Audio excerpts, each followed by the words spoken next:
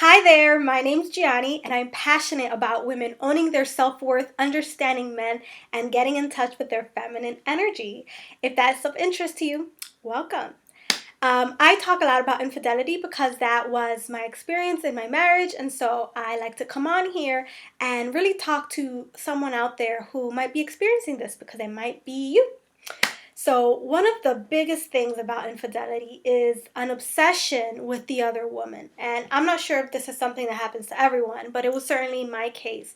I just had this other woman on a pedestal. And this is very strange because I knew who she was and she wasn't any of these things. But in my mind, she just had this really weird role. So I just thought that she was so beautiful and so like so much better than me in all these other ways, right? Because how else could this have happened? She must be so good in bed. She must be so intelligent, so intriguing, all these things, and all of it's pretty much made up because everything that you tell yourself is true for you, right? Regardless of what other people think or how other people feel about themselves.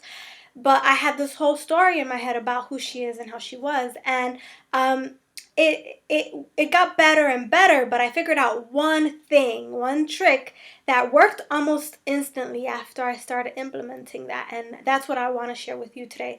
So I used to have all these images of like them in bed or them having sex or them doing weird kinky things. Like my imagination would just run wild with all these imaginary things that I thought that they might have done, or I would reenact the things that I knew they did in my head, and it's just like it would just go on and on and on.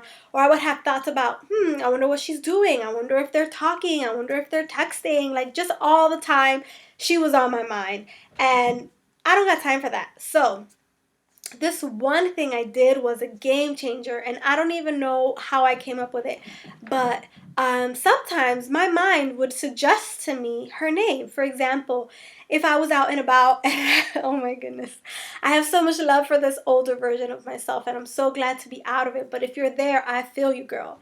I would be out somewhere and I would see, I don't know, a shirt, and I'll be like, I wonder if she has something like this. I wonder if he likes her in this or something like that, right? Ugh. And my mom would say her name to me, like, oh, her. I wonder what she's doing. Oh, her. I wonder what she's thinking. Oh, her. I wonder what she's wearing, and all this stuff. It was just too much. The way to stop it is because it turns out that you can actually give your mind suggestions. One of the hardest habits to break is to think that your mind is you. One of the first facets that I tell my clients about getting emotional freedom is to remove yourself, remove the identity between you and your thoughts, to realize that you are meant to use your mind, and your mind is just reprogrammed with all the stuff that you've put in there previously. And so it's kind of reminding you of what you've put in there, but it's not you. And so my mind would tell me these things and I would believe them. And so one day I just decided to try something. So every time that she came to my mind, I would say my name. I would tell myself, Gianni. Like, if I'm thinking about her, who's thinking about me? I'm ignoring myself right now. And for some reason, yes, that's what it was. So I was actually inspired by a YouTube video. And a lady said, if you are thinking about someone else, then you're ignoring yourself. And that's how I came up with this idea. So she was saying, so my mind would say something about her or think something about her, and I would say, Gianni, I'm going to think about me right now. I'm not going to ignore myself.